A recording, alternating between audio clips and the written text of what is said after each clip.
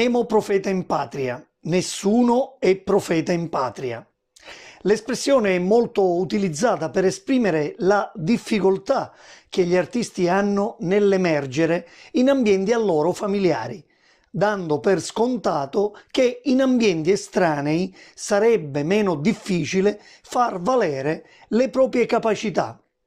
La si usa anche per lamentare il fatto che il proprio operato non venga apprezzato proprio da coloro che si hanno più vicini, amici, colleghi e familiari. Riguarda in genere buona parte degli artisti e tra coloro anche i poeti, ahimè, vivono una condizione di questo genere, i quali vorrebbero maggiore considerazione da chi gli sta vicino o dalle istituzioni locali che spesso neppure si accorgono dei talenti del proprio territorio e preferiscono concentrare altrove la loro attenzione. La cosa davvero insopportabile è l'indifferenza e la scarsa considerazione che addirittura costoro vivono in famiglia. Sì, proprio in famiglia la questione diventa drammatica, quando spesso s'ascoltano frasi come «ma come non dà noia», magari dopo aver composto una poesia, «sì, un chiovo a martello», magari dopo la declamazione di una nuova poesia ai familiari, ancora sordi a spennere, magari quando si ha l'intenzione di pubblicare un libro. A tal proposito, mi piace sottoporre alla vostra attenzione una poesia del maestro Vito Lumia, dal titolo «Per chi pubblico», contenuta nel volume Ciauru di Ciuri, edito nel 2018. «Si scrivu e sarvu senza pubblicare, mi dici sti tesori a cui lasso? Che fazzo? Campo solo per mangiare? Sfardo la vita senza nudo spasso? E l'arte, la cultura? Ma scusare, io moro se ci stai tanticchi a rasso. Perciò, mugliere, non mi censurare, s'allargo tanticchi da lo compasso. No, non nudrico l'arte a congiuntura, ci dugno lumeciato ogni momento, perché conquista acquisto dignità. Ma suppo quando pozzo di cultura, dopo mi spremo, scrivo soccusento e nesce sugo per l'umanità.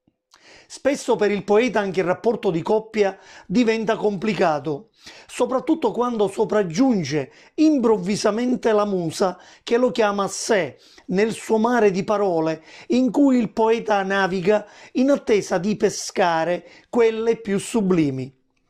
In questi frangenti il poeta si estranea dalla realtà circostante al punto da apparire agli occhi dell'altro come con la testa fra le nuvole.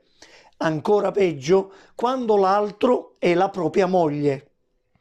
A tal riguardo mi piace leggervi un mio sonetto dal titolo «Ti volissi portare con mia», contenuto nella silloge Sciatu, musica e parole, edita nel 2013. «Si m'assento, chi pensi, è follia? Si la musa mi vuole ciaghire, non mi fare sta faccia di tia, non m'aspetto veleni e sospiri. Ti volissi portare con mia, quando sogno chiamato a dovere, e poi dire ti trasi, talia, vengo qua, da sto mondo, ci credi? Pensi vero di sentiti scarto? Tu sei il centro, la musa o contorno. Se tu chiama chi faccio, ma parto, non decido io l'ora né o giorno. Stai tranquilla, di tia non mi sparto, me ne vaio, che sto sì, ma ritorno.